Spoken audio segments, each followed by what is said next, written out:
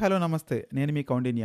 మొత్తానికి చూడబోతే దేశవ్యాప్తంగా బీజేపీకి కష్టకాలం స్టార్ట్ అయినట్టే తెలుస్తుంది. ఎందుకంటే యూపీఐ సేవలపై కూడా ఇక రాబోయే కాలంలో ఛార్జీలు వసూలు చేస్తారు అనేటువంటి మాటతో దేశమంతా ఉలిక్కిపడింది.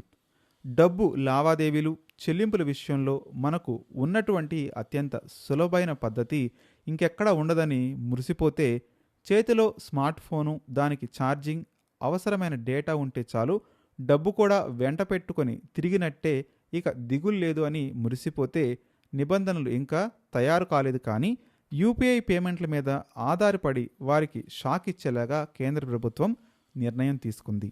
దీనికి సంబంధించిన బిల్లుకు పార్లమెంటులో ఆమోదం లభించింది. అయితే ఈ లావాదేవీలపై రుసుముల రూపంలో ఏ స్థాయి వరకు వడ్డిస్తారు అనేది ఇంకా స్పష్టత రాలేదు. మధ్యతరగతి నడ్డి విరిచే నిర్ణయాలుంటే ప్రజలు క్షమించరని కూడా చెప్తున్నారు. యూపీఐ లావాదేవీలపై ఛార్జీలు విధించడానికి పేమెంట్ అండ్ సిస్టమ్స్ యాక్ట్ 2007 సవరణ బిల్లును లోక్సభ ఆమోదించింది. ఇక డిజిటల్ లావాదేవీలపై బ్యాంకులతో పాటు ఫిన్టెక్ సంస్థలకు ఛార్జీలు వసూలు చేసే అధికారం వస్తుంది. యూపీఐ ఎలక్ట్రానిక్ పేమెంట్లపై మర్చెంట్ డిస్కౌంట్ రేటును బ్యాంకులు, సర్వీస్ ప్రొవైడర్లు వసూలు చేయకుండా చట్టపరమైనటువంటి నిబంధన కూడా ఉంది. ఈ బిల్లుతో ఆ నిబంధన పూర్తిగా తొలగిపోతుంది. ప్రస్తుతం ఆర్టీజీఎస్, నెఫ్ట్ లావాదేవీలపై ఛార్జీలు పడ్డట్టుగానే ఇకపై యూపీఐ పేమెంట్లపై కూడా ఛార్జీలు వేస్తారు. నిర్దిష్ట పరిమితి దాటిన లావాదేవీలకు మాత్రమే ఛార్జీలు ఉంటాయని, పెద్ద వ్యాపారులకే వర్తిస్తాయని, సాధారణ వినియోగదారులకు వర్తించవు అని కూడా అంటున్నారు. ఇంకా ఈ విషయంపై స్పష్టత రాలేదు. భారత్లో డిమానిటైజేషన్ తర్వాత యూపీఐ లావాదేవీల రూపంలో డిజిటల్ ట్రాన్సాక్షన్స్ పెరిగాయి. ప్రపంచంలోనే ఈ విషయంలో మన యూపీఐ వ్యవస్థ ఎంతో ఆదరణ పొందిన మాట నిజం. రోడ్డు మీద పల్లీలు కొనుక్కున్నా కూడా యూపీఐ పేమెంట్లు చేసేస్తున్నారు. బిచ్చగాళ్ళు కూడా మెడలో క్యూఆర్ కోడ్ స్కానర్ వేసుకొని తిరుగుతున్నారు.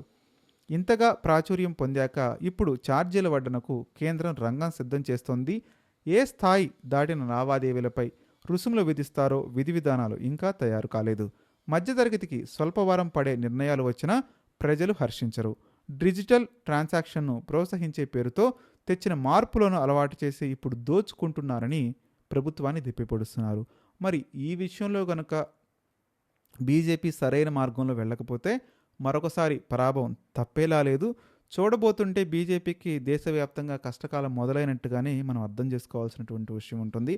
కేవలం 2 సంవత్సరాల్లోనే ఈ తరహా మార్పులు చూస్తుంటే రాజకీయాల్లో ఎంత అనూహ్యమైన మార్పులు చోటు చేసుకుంటాయో బీజేపీ డౌన్ఫాల్ చూస్తే మనకు అర్థమవుతుంది.